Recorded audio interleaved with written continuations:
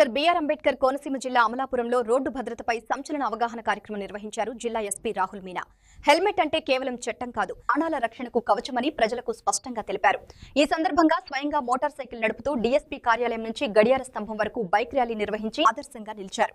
Road ప్రమాదాల్లో ఎక్కువగా తలకు గాయాల వల్లే ప్రాణాలు కోల్పోతున్నారని పేర్కొంటూ ప్రతి ఒక్కరూ తప్పనిసరిగా హెల్మెట్ ధరించాలని పిలుపునిచ్చారు. రహదారి భద్రత అందరి బాధ్యత అని, చిన్న నిర్లక్ష్యం కుటుంబాలకు తీరని దుఃఖం మిగులుస్తుందని ఎస్పీ రాహుల్ మీనా హెచ్చరించారు. ఈ కార్యక్రమంలో అదనపు ఎస్పీ ప్రసాద్, ఆర్టీఓ, డీఎస్పీలు, సీఐలు, ఎస్ఐలు మరియు పెద్ద సంఖ్యలో ద్విచక్ర వాహనదారులు పాల్గొన్నారు. నేను ఈ రోజు ప్రమాణం చేస్తున్నాను.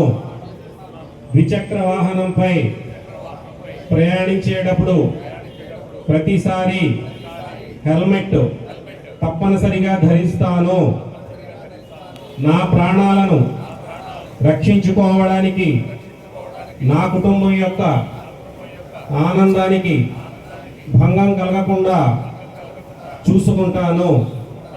హెల్మెట్ ధరించడం ఎంత ముఖ్యమో నా స్నేహితులకు, కుటుంబ సభ్యులకు మరియు ఇతరులకు కూడా వివరిస్తాను.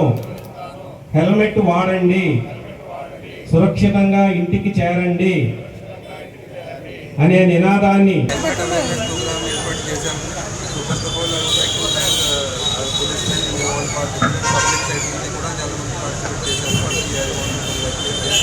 This is a very small effort from the side of district police to create awareness regarding wearing of helmet.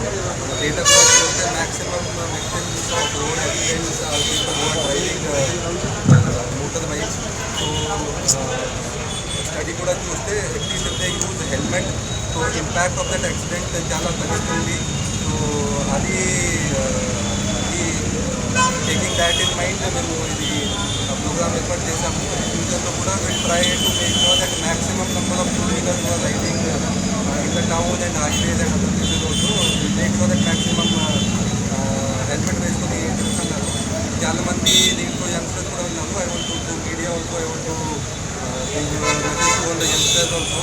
లేదు అంటే అంత 1 lakh 2 lakh బైక్ కొనుక్కుంటున్నారు. ఇది అంత ఫ్యూల్ కూడా పెడుతున్నావు. దీంట్లో హెల్మెట్ తీసుకుంటే that will be like goes a long way in saving your life also, and it will be peace for your family also.